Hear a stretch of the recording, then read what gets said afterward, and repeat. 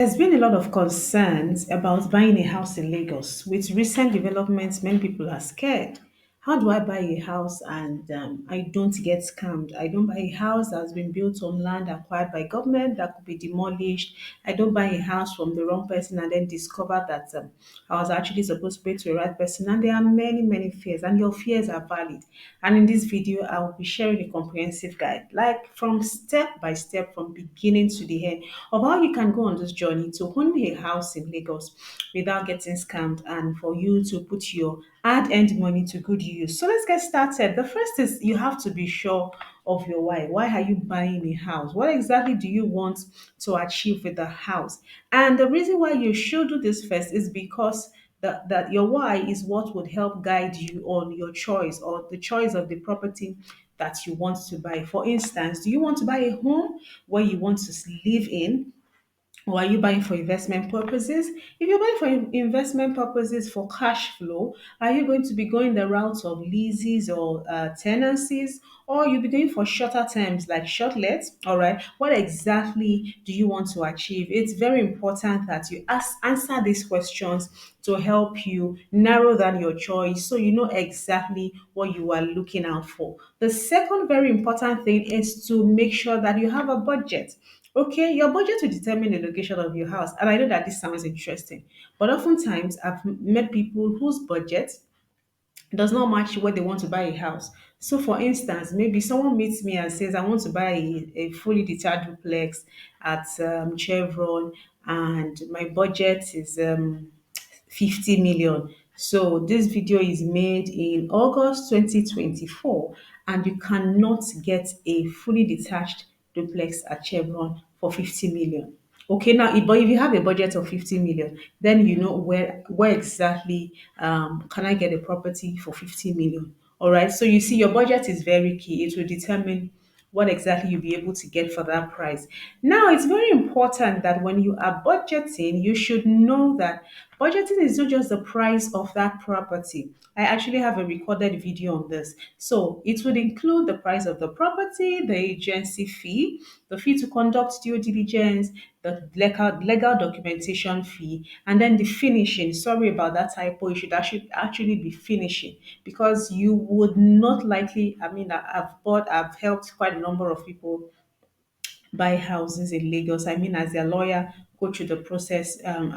We've bought houses that are more than that run into billions of naira combined. All right, and you would hardly get a house that you wouldn't have to um, cough out some small money to do the finishing. So it's not going to come like totally finished and everything is set and you can just move in. Okay. All right. So that's very important when it comes to budgeting. I actually have a video that I recorded on budgeting, and I'll leave the link in the description box below. So when you are done with this video, you can watch that. Okay. So now you have decided on your budget, and then you now know what location are you going to buy the property. Where do you want to buy that house? Now Lagos is big. Okay, Lagos is big. We have the mainland, we have the island. Where is your preference? If you're buying on the island, where exactly on the island? Because we have Victoria Island is part of the island, Badada Island is part of the island, Aja is still part of the island. All right, so you want to be specific about where exactly. And the mainland, so the mainland so is big. We have Magodo, we have Ikeja GRA, we have many places. So you see, and the internet has made it so easy. Google is your friend. You can Google, you can check houses in Ikeja GRA, apartments in Ikeja GRA for sale, semi-detached duplexes, fully detached duplexes. You know, you can just Google. So it gives you an idea. Even before you start going out to get on the field to start looking for houses, it gives you an idea of, okay, this is the range that we'll get, this is the location that my budget would carry, and this is what I will get for that budget. Now, what type of house? You want to also factor that into it. Are you buying a bungalow? Are you buying a duplex? Are you buying an apartment? You want to have an idea. Of course, it's okay. You should also be flexible because actually, now when you start searching for the property, you will discover a lot of things. You will discover a lot of things. And so here's a question I get asked. Okay, Tosin, so how do I search for properties? You can utilize online platforms. We have YouTube where you're watching this video. There are a lot of realtors, a lot of real estate companies on YouTube, on Google, social media apps can explore different locations. You can see different prices, okay? And then you can reach out to the realtors because then they are the ones that will then take you for a physical inspection. Please make sure that you do a physical inspection. It's very, very important. Being on ground to see what you want to buy would help you make your decision. Even after you have had all the answers to the one to number one to four, when you get to the field you will see a lot more, okay? And for people who are in diaspora, I have quite a number of clients who have bought houses in diaspora. You can get a family member, you can get a friend, you can just get a trusted third party who will do a physical inspection for you. So you have an idea of, oh, this property I want to buy, this is what it looks like, this is how the vicinity looks like, this is what the road looks like. Is it a flooded area? And of course, in Lagos, it's always advisable to look out for properties during the rainy season. So you can see the true color of that property when it rains, all right, because you know Lagos is prone to water.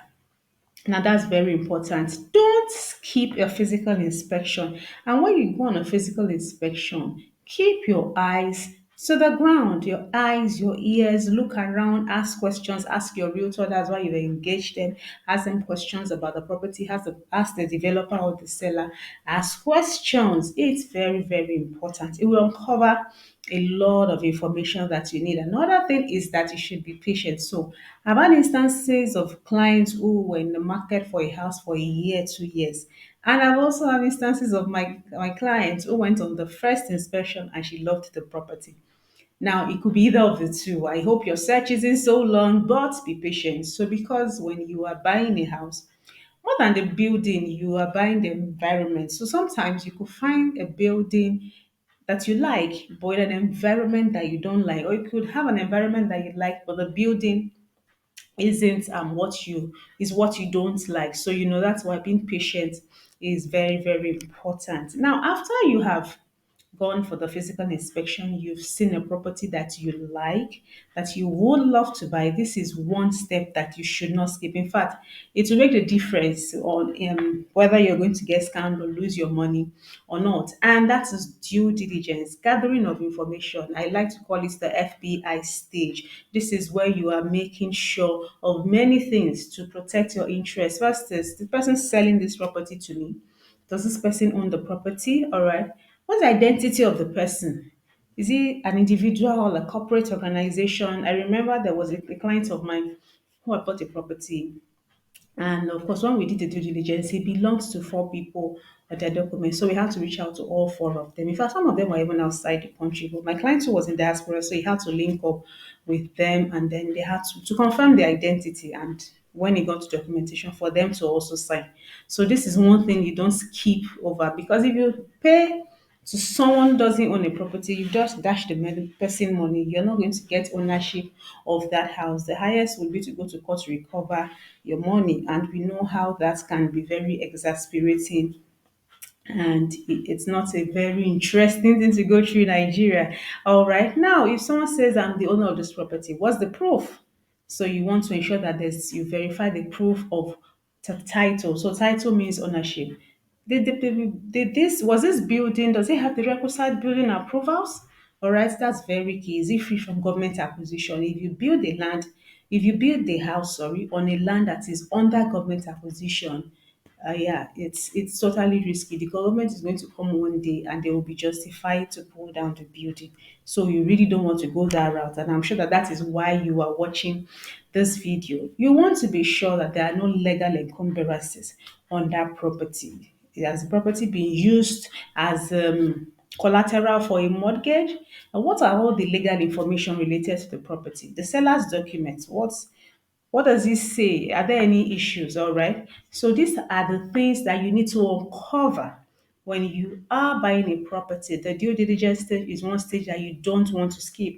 And the right person to do this for you will be an experienced property lawyer. So typically at my law firm, we offer a comprehensive due diligence service. And actually, we do not just work as a team of lawyers, we also engage a surveyor. Because here's another scam that I've also discovered, and I know that it might sound so alien to you, but trust me, I've seen it before. So I've seen instances where everything checks out. The documentation checks out, everything checks out. But the documentation does not tally with the house that you want to buy is for another property. And so oftentimes, oh no, not oftentimes. And so what we decided as part of our services for our clients was to also engage a surveyor who will go to the site to pick the coordinates of the land so that we can make sure it matches with that property. Yes, I know it sounds unbelievable that those things would happen, but well, it happens, and it's up to you as a person who is putting down your hard-earned money to protect your interest. All right. Fantastic. Now let us go to the next stage after the due diligence stage. Now, typically, if after the due diligence everything checks out and you are good to go, this is where you now make an offer and then you discuss with the seller the terms of the purchase. All right. Now, the offer sometimes it could be made by the seller, and sometimes it could be the buyer who sends an email or a letter making an offer. You basically will talk about the terms of a purchase, of the terms of the purchase, mainly payments. Okay, what's payment like? What amount are you? Do you want to buy the property? Are you buying and paying in installments? All right, what's the mode of payment? So for instance, we sometimes have clients in diaspora who want to pay in foreign currency. That's part of what you would include. So this stage also typically would be handled by your lawyer. And let me state that as a buyer, you should have your own lawyer in a transaction. I mean, there's something called conflict of interest. If I am representing two parties in the same transaction, trust me, I'm a human being and I would most likely tilt from to one party than the other. So I always advise my clients, it's not advisable to have you're buying a property and then the seller's lawyer is also representing you. It's not so ideal, it's not so advisable. It's better to engage your own lawyer. And this is not just for lawyers, just even for any other professional you want to engage. Let each party have their own professional so that they can actually be clear on their instructions and you can show that they are protecting your interests without any conflict of interest whatsoever. Okay, so this the offer letter is written, it contains all these details, and then you discuss possession. Now, typically, if you are buying a property and paying outright, you will be given possession immediately. The keys will be handed over to you and it's yours. But if you're buying and you are not paying outrightly, you're paying over a period of time, then possession will most likely be after you have finished payment. But of course, we will get to that shortly in the next module, and that is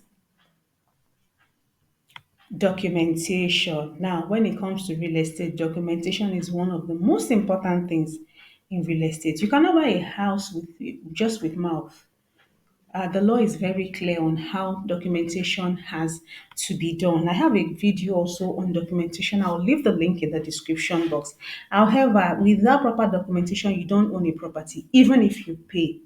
Now, let me say that again. Without proper documentation, you don't own that property, even though you have paid. At the most, what you have done is to pay for the property, but the interest, the ownership doesn't pass to you except there is proper documentation that has all the elements that should be involved legally to transfer ownership to you. Now, when you are buying a property and you are paying outrightly, we will typically draft a contract of sale and a deed of assignment. All right. So a contract of sale is basically to say you've paid property, just like the name is a contract of sale. Like I usually call it like a glorified receipt. It actually doesn't pass title. It does not pass ownership. It is that deed of assignment that transfers ownership from the seller to the buyer. Now, when you are doing you're buying and you are paying outrightly. These are the two documents that would be drafted and that both parties would sign at the closing, at the point where you are making payment for the property. Now, it's a little different if you're buying the property and then you are paying in installments because what I typically do for my clients at the first installment is that I insist that both parties sign a contract of sale. Remember what I said about the contract of sale? It does not make you become the owner.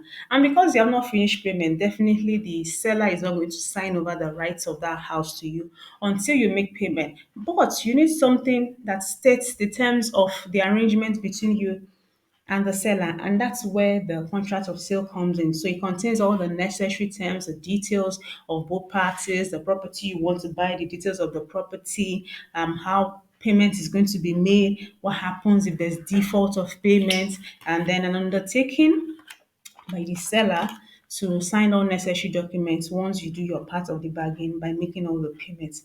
Right, so that's a summary. There's a lot more in the document, but those are the main high points of that document. So when you then finish payment, the seller will then execute the deed of assignment. That now effectively makes you the owner of a property. Now, it's very important if you are going into a transaction like this, ensure you have an experienced property lawyer to guide you. All this and more, the lawyer will guide you on how to go about it. All right, so taking possession is the next. Now you're the owner of the house, you take possession of the house, you're given the keys, you have access to the house. If there's been a gate man at the property before, you would be introduced and you could decide to retain the gate man or not. But the most important thing is now your house. You have access to come and to exit and entry of the house at any point in time as you like. Congratulations. Okay, now let me go to this last point, but which is very important, is that you should budget for finishing to your taste. And like I said, it will be very rare that the house will be finished totally to your taste. So when you're budgeting, ensure that you keep that in mind. Quick question. When you buy a home, is it an asset or a liability? We've had these very interesting conversations, and I would love to know your thoughts. So, what do you think? If I buy a home I'm living in, it's not like I'm putting it out for rent or using it to generate cash flow through Airbnb or shortlets. Is it an asset to me or a liability? I'd love to know your opinion in the comment section. And if you have any questions about this topic, feel free to type them in the comment section. I would be glad to answer your questions. And if you need me and my team to guide you, you want to buy a house in Lagos, in Oyo, in Osho, and Ogun State, I lead the team at Caris Legal Practice. You can reach out to us. We'll leave a link in the description box below to our law firm. You can check the services that we offer and you can follow the instructions on the website to reach out to us. And it's easy peasy, lemon squeezy, like my daughter would say. These are reviews from our clients. Another review, get another review, and another review. And another review. These reviews are on our website at Google My Business page. Thank you for watching, and I'll see you in the next video. Follow this, subscribe to this channel to learn how to put your money to good use in scam-free real estate. Thank you.